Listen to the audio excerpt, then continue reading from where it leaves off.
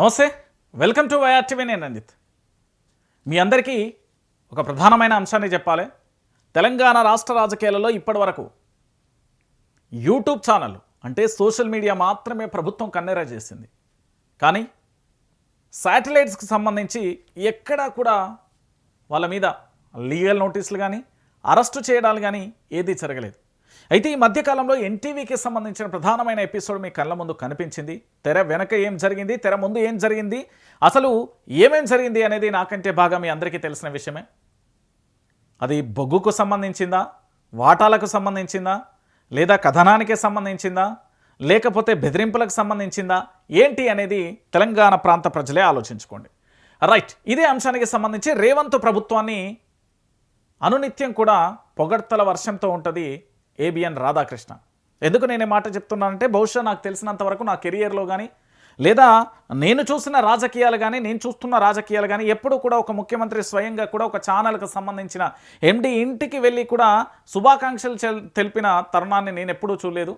బహుశా ఈ రాష్ట్ర ముఖ్యమంత్రి యనుమల రేవంత్ రెడ్డి గారు ఏకంగా ఆంధ్రప్రదేశ్కు సంబంధించి చాలా వరకు కూడా తెలంగాణ అయినా ఆంధ్రప్రదేశ్కు సంబంధించిన నేతలు పరస్పరం అంటే రాజకీయ నేతలు శుభాకాంక్షలు తెలుపుకోవడం అనేది ఆంధ్ర తెలంగాణకు సంబంధించిన నేతలు అనేది పరిపాటి. కానీ ముఖ్యమంత్రి స్థాయిలో ఉండి ఒక ముఖ్యమంత్రి ఏకంగా ఒక ఛానల్కి సంబంధించిన ఎండి ఏబిఎన్ రాధాకృష్ణ, ఆంధ్రజ్యోతి పత్రికకు సంబంధించిన ఎండి, సో ఆయనకు సంబంధించిన ఇంటికి వెళ్ళి మరీ కూడా పూర్తి స్థాయిలో కూడా శుభాకాంక్షలు తెలిపిన తరుణాన్ని చూసాం. అంతకు ముందు కూడా ముఖ్యమంత్రి అయిన వెంటనే నేరుగా కూడా స్టూడియోకి వెళ్ళి ఇంటర్వ్యూ ఇచ్చిన చరిత్ర కూడా రేవంత్ రెడ్డికే చెల్లుతుంది. ఈ రెండు అంశాలు కాస్త జాగ్రత్తగా నేను చెప్పే అంశానికి ముందు ఇవి మీ దృష్టిలో పెట్టుకోండి. అవి ఎక్కడ కనెక్ట్ అవుతాయో అప్పుడు మీరు నాకు చెప్పండి. సరే, మొత్తానికి ఎన్టీవీ స్టోరీని కవర్ చేయడానికి ఆంధ్రజ్యోతి వేమూరి రాధాకృష్ణ గారు చేసిన ప్రయత్నం బెడ్స్ కొట్టిందని చెప్పవచ్చు. కౌంటర్ అటాక్గా బట్టి విక్రమార్క గారు, ఆ తెలంగాణ రాష్ట్రానికి సంబంధించిన ఉప ముఖ్యమంత్రి బట్టి విక్రమార్క ప్రెస్ మీట్ పెట్టిండు. సో దానికంటే ముందు అసలు ఈ ఏబిఎన్ ఆంధ్రజ్యోతి పేపర్లో ఏమొచ్చింది, ఈ కథనాన్ని ఒకసారి నేను చూసే ప్రయత్నం అయితే చేస్తా. బొగ్గు కోసం నీచ కథనం అంటూ కూడా ఒక అంశాన్ని చూస్తున్నాం.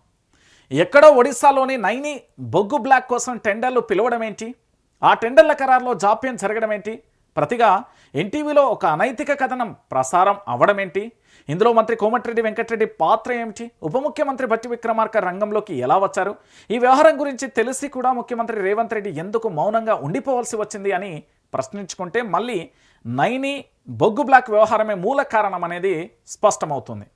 సో ఇక్కడ చాలా స్పష్టంగా ఏం చెప్పిండు అంటే, ఒడిస్సాలో ఉన్న నైని బొగ్గు బ్లాక్ అనే టెండరు పిలవడం ఏంటి, ఆ టెండర్ జాప్యం ఏంటి, ఆ కథనానికి సంబంధించి ఎన్టీవీలో ఒక అనైతిక కథనం రావడం ఏంటి, ఇందులో కోమటిరెడ్డి పాత్ర ఏంటి, ఉప ముఖ్యమంత్రి గారు ఎట్ల చీలు, ముఖ్యమంత్రి ఎందుకు మౌనంగా ఉన్నారనేది ఇది వేమూరి రాధాకృష్ణ గారు చెప్పిండు. ఈ టెండర్పై ఉప ముఖ్యమంత్రి బట్టి విక్రమార్క, ఎన్టీవీ అధిపతి నరేంద్ర చౌదరి ఆసక్తి చూపుతున్నారని, తాము తెర మీదకి తెచ్చిన సంస్థకు టెండర్ దక్కేలా టెండర్ నిబంధనలు రూపొందించాలని అధికారులు చెప్తున్నారు. టెండర్లో పాల్గొనే సంస్థలు సదరు బొగ్గు బ్లాక్ను సందర్శించాలన్న వింత నిబంధనలు కూడా విధించారు అంటూ కూడా ఇక్కడ అంశం. ఇక మళ్ళీ అంశం ఏం చెప్పిండు, వ్యవహారం ఇంత దూరం రావడానికి ఈ నిబంధనే కారణం, క్షేత్రస్థాయి సందర్శన ఏ కంపెనీ అయినా చేయవచ్చు కదా, ఇంత సింపుల్ నిబంధన పెట్టారేమిటి అనే సందేహం ఎవరికైనా కదులుతుంది. అయితే ఇందులో తిరకాసు అంతా ఉంది. కావాల్సిన కంపెనీ వారికి మాత్రమే ఫీల్డ్ విజిట్ సర్టిఫికేట్ను అధికారులు జారీ చేస్తారు. తస్మదీయ కంపెనీలకు సర్టిఫికేట్ జారీ చేయరు. ఈ లోసుకును అడ్డు పెట్టుకొని కావాల్సిన కంపెనీకి నైని కోల్ బ్లాక్ను కేటాయించడానికి స్కెచ్ సిద్ధమైంది అంటూ కూడా ఇక్కడ చెప్పారు. ఈ దశలో కోమటిరెడ్డి వెంకటరెడ్డి రంగప్రవేశం చేశారు. తన సోదరుడికి చెందిన Susi Hitech company field visit certificate జారీ చేయాల్సిందేనని ఆయన పట్టుబట్టారు. సుసి హైటెక్ కంపెనీ సర్టిఫికేట్ జారీ అయితే పోటీ ఏర్పడుతుంది. తమ స్కెచ్ అమలు కాదని భావించి ఒక అనైతిక కథనం వడ్డీ వారించారు. వెంకటరెడ్డి సోదరుడి కంపెనీ పోటీ నుంచి తప్పించడానికి చేసిన ప్రయత్నాలు ఫలించకపోవడంతో వివాదం మొదలైంది. వెంకటరెడ్డి వల్ల తమ లక్ష్యం దెబ్బతింటుందని భావించిన ఎన్టీవీ యాజమాన్యం రంగంలోకి దిగింది. ఫలితమే మంత్రి రాసలీలను అర్థం వచ్చేలా కథనం, నల్గొండ కలెక్టరేట్గా పనిచేసిన ఇద్దరు మహిళా ఐఏఎస్ అధికారులను ఇందులోకి లాగడంతో అఖిల భారత సర్వీసులకు సంబంధించి అధికారులు బగ్గుమన్నారు అనేది ఇది ఒక అంశం. ఇంక ఇది ఇక్కడికే అయిపోలేదండి, ఇక షాను ఉన్నది, నేను చెప్తా. అధికారులు అంతటితో ఆగకుండా ఎన్టీవీ కథనంపై సిట్ ఏర్పాటు చేయాలని నిర్ణయించుకున్నారు. నిజానికి సిట్ ఏర్పాటులో ముఖ్యమంత్రి రేవంత్ రెడ్డికి కూడా ప్రమేయం లేదు.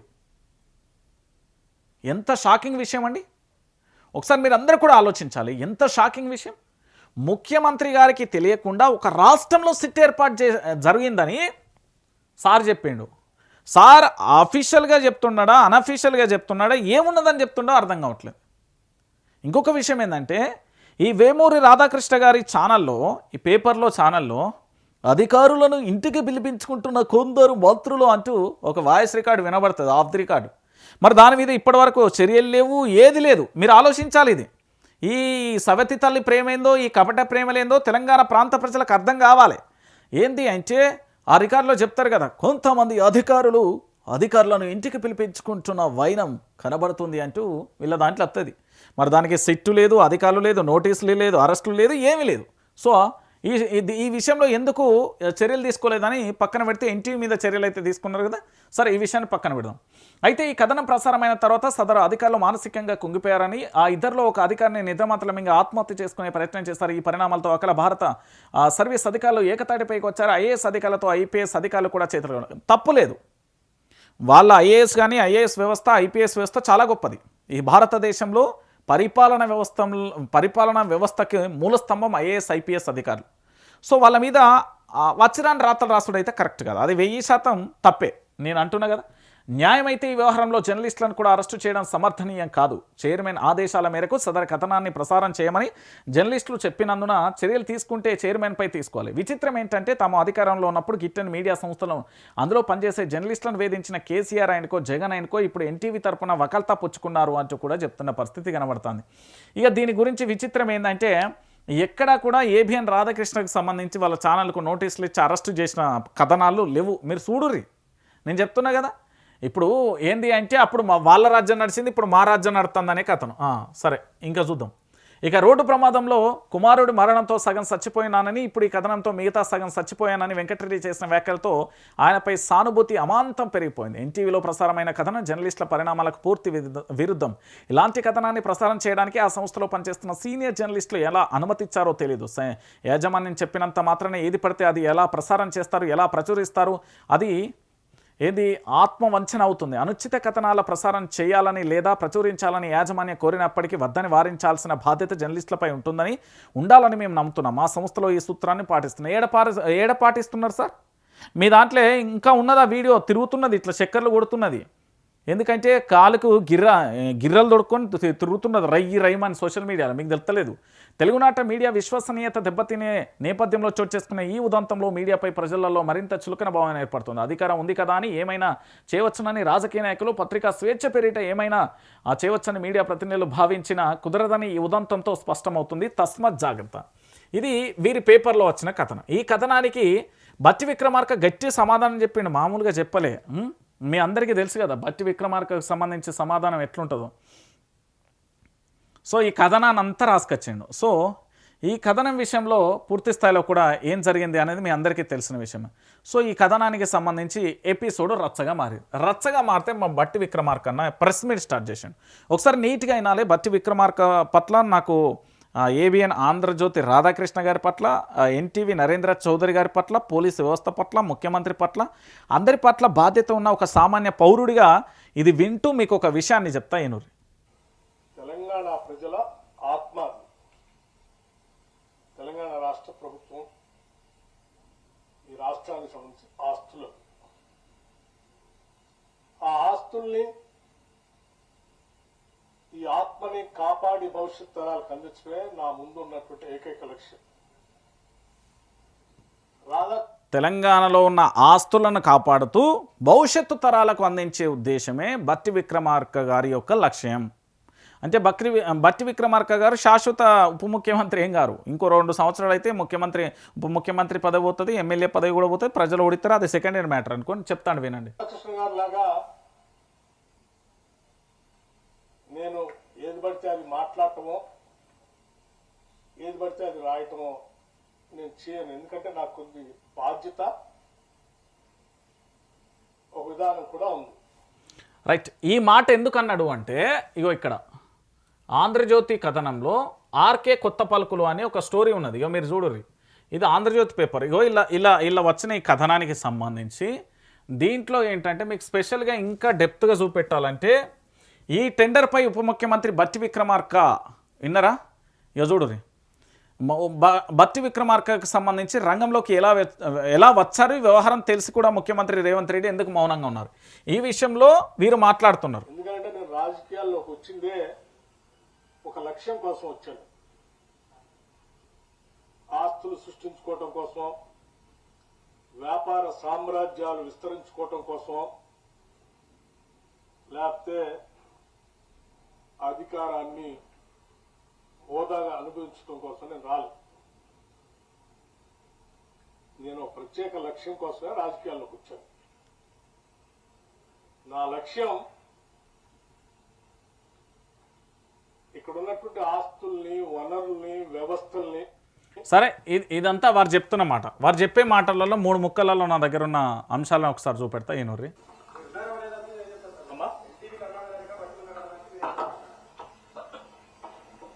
ఎవరన్నది? అది పేరు చెప్పండి. ఎవరన్నది? ఎవరన్నది?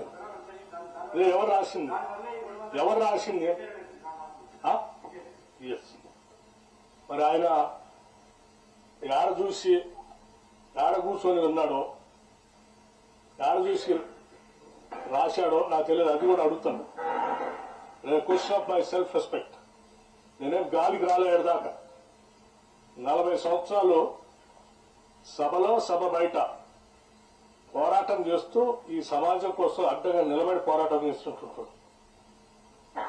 నీచ నికృష్టపు దిగజారిపోయి రాజకీయాల కోసం ఇటువంటి కట్టుకథనాలను సృష్టించడమో లేకపోతే వాటిని స్ప్రెడ్ చేయటం చేసే అంత వీక్ క్యారెక్టర్ కాదు బట్టి విక్రమార్క.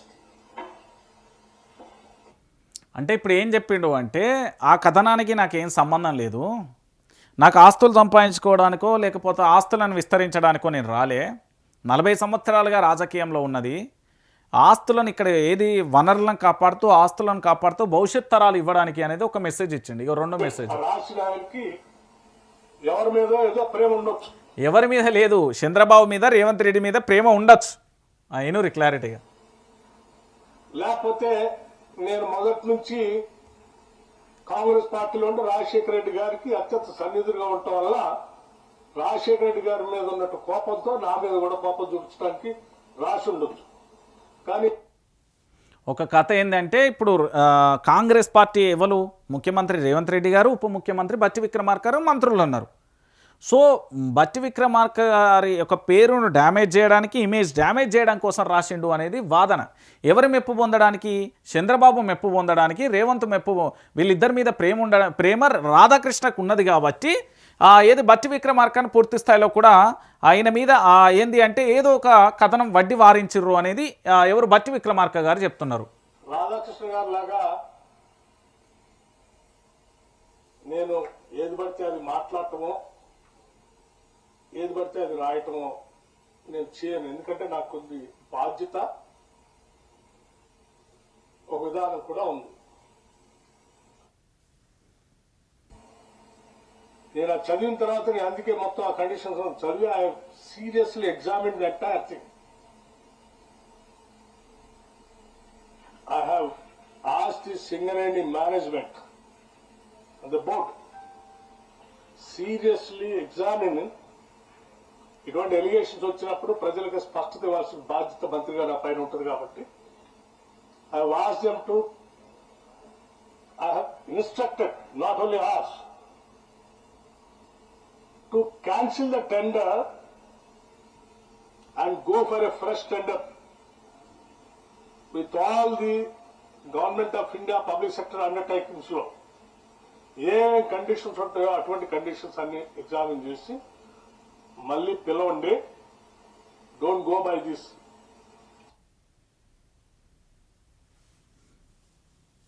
మళ్ళీ పిలవండి అని చెప్తూ ఇంకొక మాట కూడా అన్నాడు. ఒకసారి అది కూడా వినబెడతా.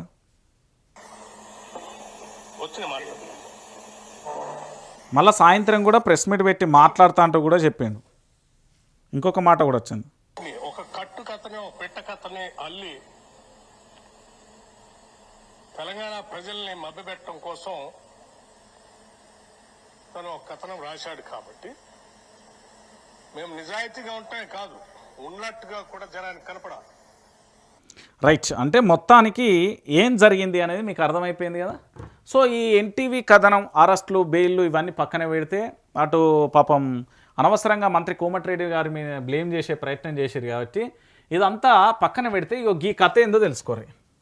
ఏంది, ఎక్కడో ఒడిస్సాలోని నైని బొగ్గు బ్లాక్ ఉన్నది కదా, ఈ నైని బొగ్గు బ్లాక్ టెండర్ ఏంది, ఈ నైని బొగ్గు బ్లాక్ ఎవరు టెండర్ వేసిళ్ళు, ఎవరికి సర్టిఫికేట్ ఇవ్వాలి, ఎవరు విజిట్ చేయాలి, ఎవరికి రావాలి, ఈ లావాదేవీల పంచాయతీతో జరిగిన తతంగం ఇది. చాలామంది మాట్లాడతారు కదా, ఇది కథ ఏంది అనుకుంటారు, ఆర్థిక లావాదేవీల పంచాయతీ. ఆర్థిక లావాదేవీల పంచాయతీ ఇగో ఇంత దూరం వచ్చింది. దీనికి ఇటు ఏంది, బట్టి విక్రమార్క మీద ఒక రకమైన కుట్ర జరిగింది. రేవంత్ రెడ్డికి అత్యంత ఆప్తుడు ఏబిఎన్ ఆంధ్రజ్యోతి రాధాకృష్ణ గారు. ఎందుకంటే మొదటి ఇంటర్వ్యూ ఆ ఛానల్లో వచ్చింది, దాని తర్వాత శుభాకాంక్షలు ఆయనకే చెప్పిండు, మీ అందరికీ తెలిసిన విషయమే. దాంతోపాటు చంద్రబాబు మీద ప్రేమ ఉన్నది వాళ్ళకు. మా తెలంగాణ బిడ్డ, దళిత బిడ్డ బట్టి విక్రమార్క మీద కోపంతోనే వార్త రాశాడు. సో మొత్తానికి ఇది ఆర్థిక లావాదేవీల పంచాయతీగా ఏంది అనేది బట్టి విక్రమార్క గారు అయితే క్లారిటీ ఇచ్చిళ్ళు. సాయంత్రం కూడా ప్రెస్ మీట్ ఉంటుంది, సాయంత్రం కూడా మనం మళ్ళా కలుద్దాం.